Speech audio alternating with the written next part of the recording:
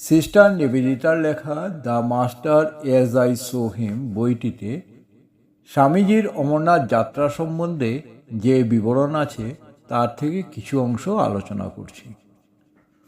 অমরনাথ গুহাটি কিভাবে প্রথম আবিষ্কৃত হয়েছিল সে সম্পর্কে স্বামী বিবেকানন্দের একটি সুন্দর কল্পনা ছিল। এই বইটিতে তার বিবরণ আমরা পেয়ে থাকি। স্বামীজি কল্পনা করেছিলেন যে কোনো এক গ্রীষ্মের দিনে একদল মেষপালক তাদের হারিয়ে যাওয়া বা নিরুদ্দিষ্ট মেষগুলোর সন্ধানে পাহাড়ে ঘুরতে ঘুরতে হঠাৎ এই গুহাটির সামনে এসে পড়ে। গুহার অভ্যন্তরে শুভ্র তুষার লিঙ্গ দেখে তারা বিস্ময়ে অভিভূত হয়ে যায়। এরপর তারা উপত্যকায় তাদের নিজেদের ঘরে ফিরে গিয়ে বর্ণনা দেয় যে কিভাবে তারা সেখানে হঠাৎ সাক্ষাৎ মহাদেবের দর্শন লাভ করেছে। যে সকল কৃষক বা মেষপালক প্রথমবার ওই তুষারলিঙ্গ দর্শন করেছিলেন তাদের নিকট সেটি সশরীরে ভগবানের আবির্ভাব বলেই মনে হয়েছিল। স্বামীজির মতে এইভাবেই লোকমুখে প্রচারের মাধ্যমে অমরনাথের মাহাত্ম্য ছড়িয়ে পড়েছিল। স্বামীজি অমরনাথ যাত্রার সময় একজন সাধারণ তীর্থযাত্রীর মতো কঠোর নিয়ম পালন করেছিলেন। তিনি উপবাস ও মালা জপ করার পাশাপাশি পঞ্চতরণীর 5টি স্রোতস্বিনীর অত্যন্ত শীতল বরফ গলা জলে স্নান সম্পন্ন করেছিলেন। গুহার ভেতর প্রবেশ করার পর স্বামীজির এক অলৌকিক অনুভূতি হয়।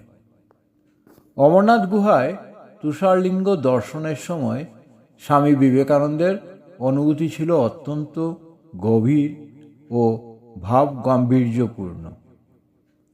তুষারলিঙ্গের অনন্য পবিত্রতা এবং শুভ্রতা স্বামীজিকে গভীরভাবে মুগ্ধ ও বিস্মিত করেছিল।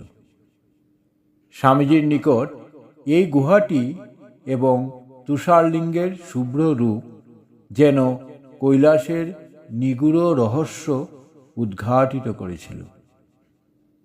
গুহার অভ্যন্তরে যেখানে সূর্যের আলো পৌঁছাতে পারে না সেখানে বিরাজমান সেই মহান তুষারলিঙ্গটি তার কাছে অসামান্য মনে হয়েছিল। তুষারলিঙ্গের সেই শুভ্র ও পবিত্র রূপ স্বামীজির আধ্যাত্মিক সত্তাকে গভীরভাবে নাড়া দিয়েছিল। স্বামীজির মনে হয়েছিল যেন মহাদেব সশরীরে তার সম্মুখে আবির্ভূত হয়েছেন।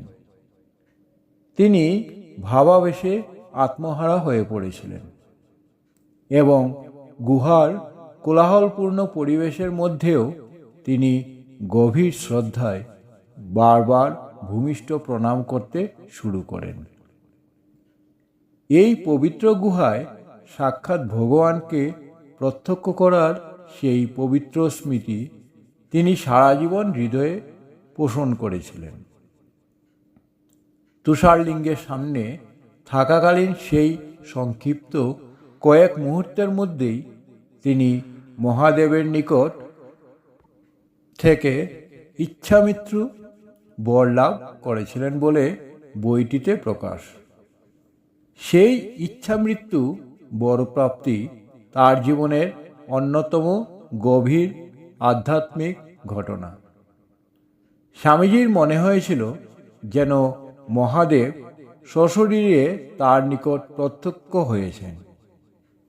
এই প্রসঙ্গে স্বামীজি পরে জানিয়েছিলেন যে গুহার ভেতরে কাটানো সেই সংক্ষিপ্ত কয়েক মুহূর্তেই তিনি মহাদেবের নিকট থেকে ইচ্ছামৃত্যু বর লাভ করেন।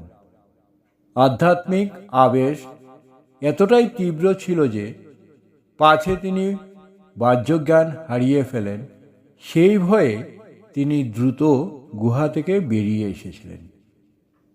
স্বামীজির মনে শৈশব থেকেই একটি অস্ফুট কিন্তু দৃঢ় ধারণা ছিল যে হিমালয় বা অন্য কোনো পর্বতের কোনো এক শিব মন্দিরে তার মৃত্যু ঘটবে। অমরনাথ গুহায় এই ইচ্ছামৃত্যু বরপ্রাপ্তির মাধ্যমে তার সেই বাল্যকালের ধারণাটি এক বিশেষ সার্থকতা লাভ করে। তাই মনে করা হয় অমরনাথের পবিত্র পরিবেশে তুষারলিঙ্গ দর্শন এবং মহাদেবের সান্নিধ্য অনুভব করা তার কাছে কেবল একটি তীর্থযাত্রাই ছিল না, বরং তা ছিল তার জীবনের এক গভীর বিশ্বাসের পূর্ণতা প্রাপ্তি।